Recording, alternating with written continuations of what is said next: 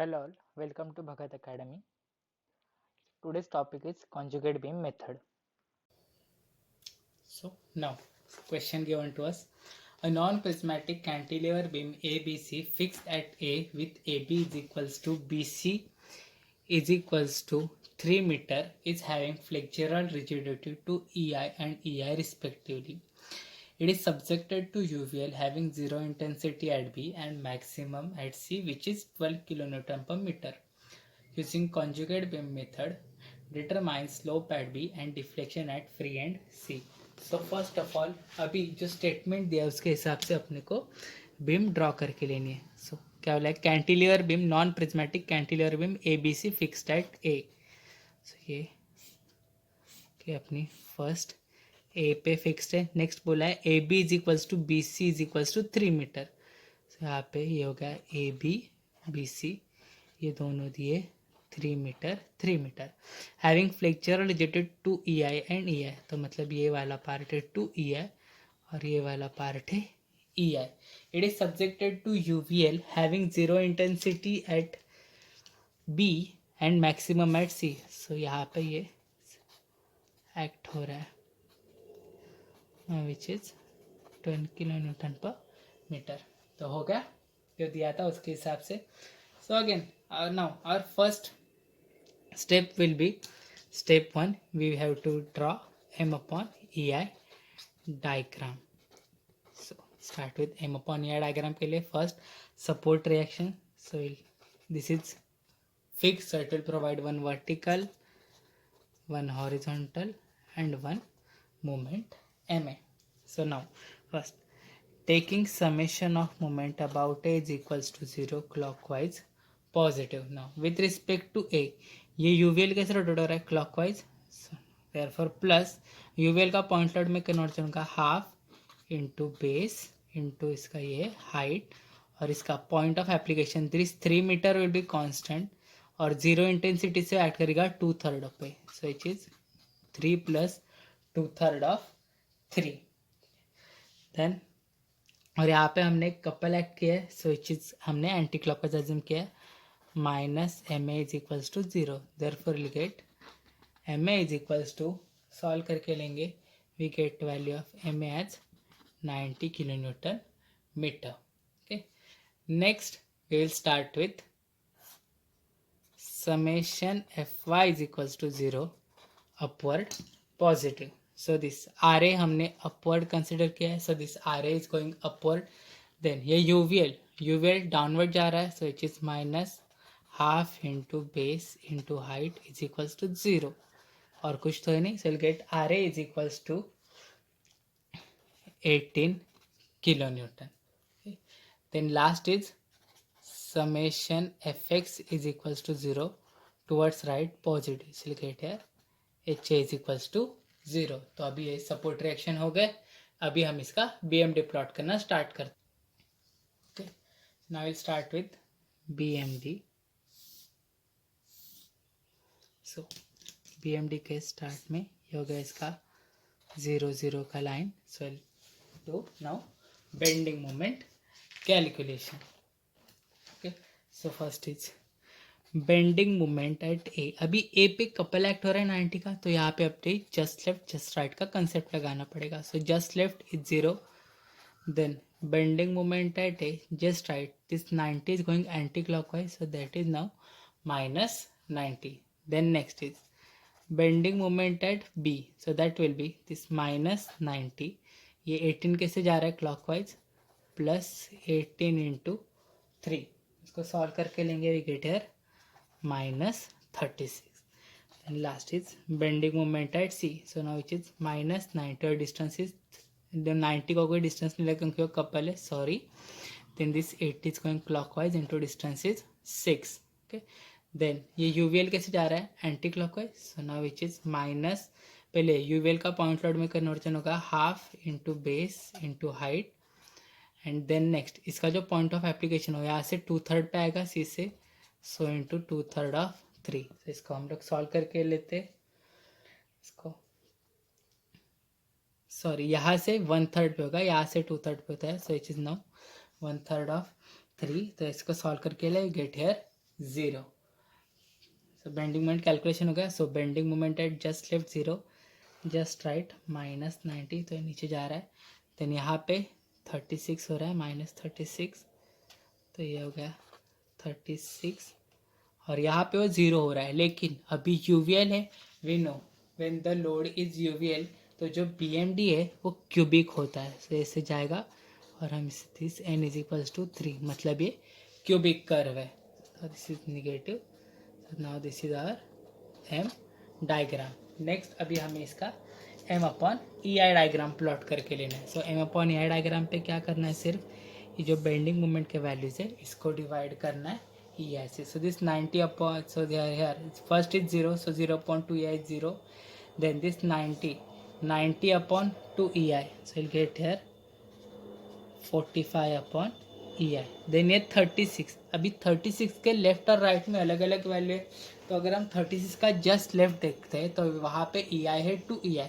So 36 upon 2 E I will get है 18 upon E आई. Just right जाते हैं वहाँ पे तो ई आई है, सो 36 upon E I will get है 36 अपॉन ई आई. 0 अगेन. ये हमेशा दिखाना है, अगर पैराबोलिक है तो n is equals to 2, cubic है तो n is equal to 3. This is negative, so this is our m upon E I diagram. Okay, यहाँ पे फर्स्ट स्टेप कंप्लीट होता. Now next our step 2 is we have to plot conjugate beam for the given real beam. So अभी given real beam कैसा है अपना, ऐसा है now A B C real beam है. तो इसका कॉन्जुगेट बीम अभी कैसे आने वाला है, we know this is A B C. A क्या है, ए जो है वो फिक्स्ड है, सो फिक्स का कॉन्जुगेट में हो जाता है फ्री. देन सी फ्री है तो वो हो जाएगा फिक्स. दिस इज नाउ और conjugate beam. So next step 3 will be we have to put our m upon ei diagram on our conjugate beam as loading. so now this is a b and c. तो अब इसका जो m upon ei diagram हम लोगों ने plot करके लिया है.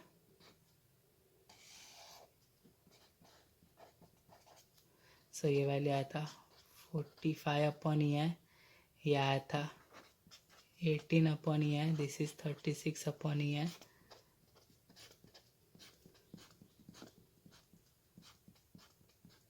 Okay, so now we can see this part is in the form of trapezoid. तो हम इसको कन्वर्ट करके लेंगे तो एक ट्रायंगल. सो एक बनेगा रेक्टेंगल, एक बनेगा ट्रायंगल.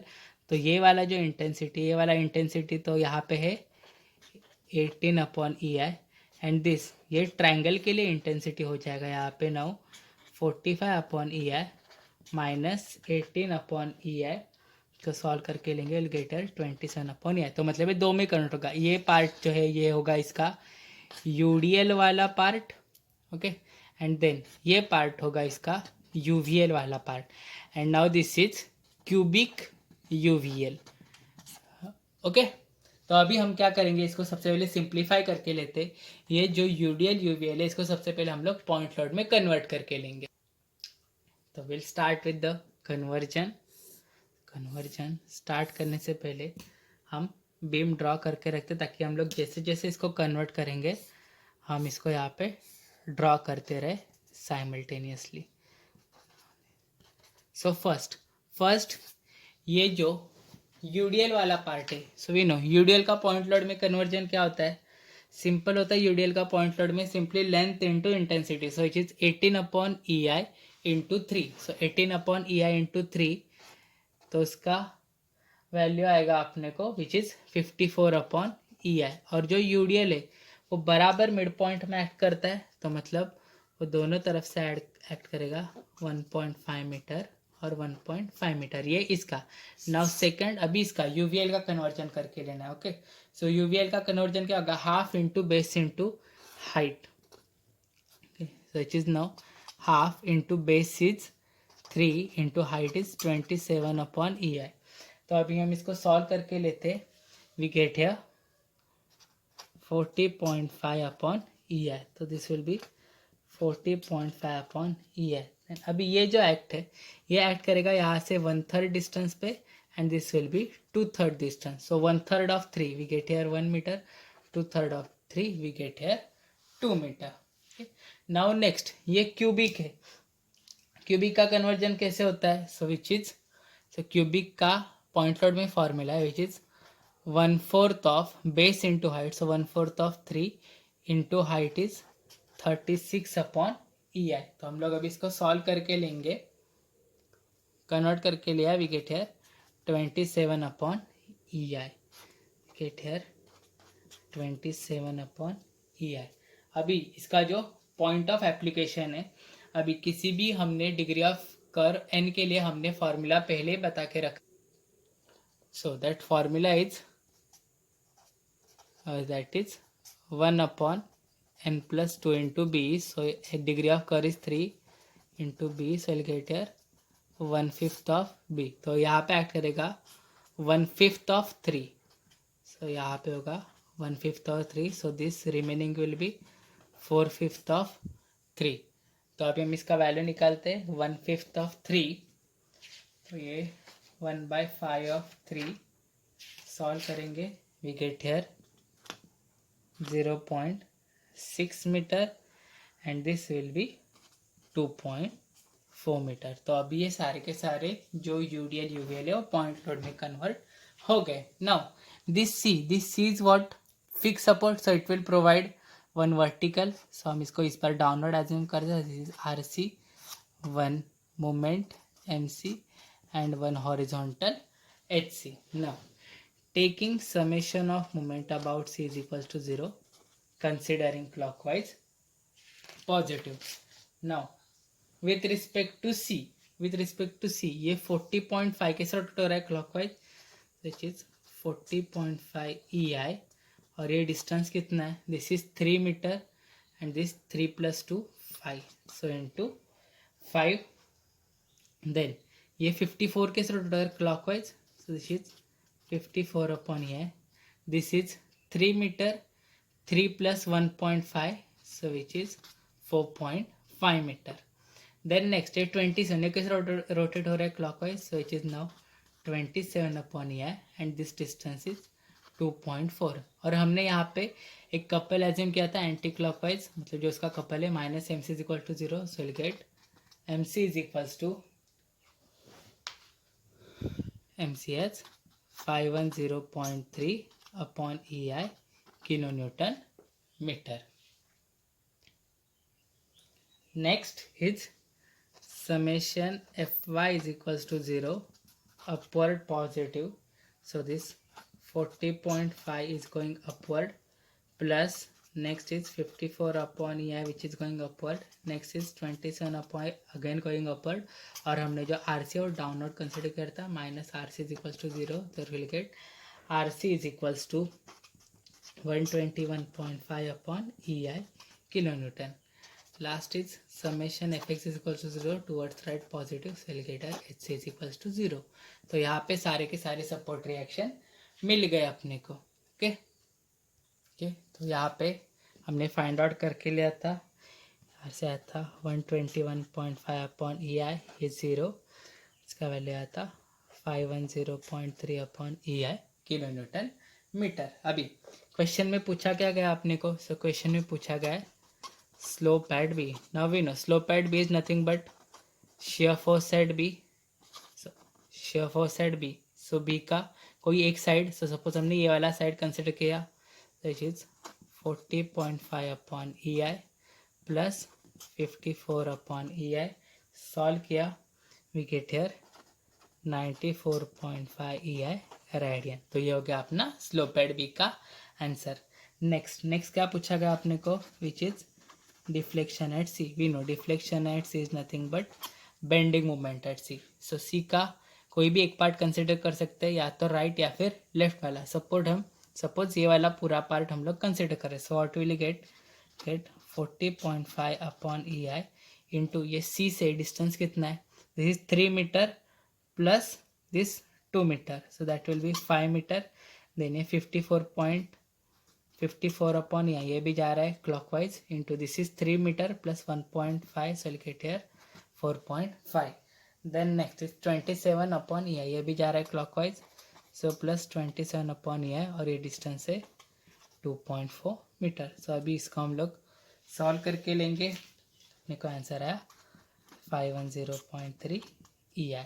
सो ये हो गया अभी अपना डिफ्लेक्शन एट सी. यहाँ पे प्रॉब्लम एंड होता है. Thank you.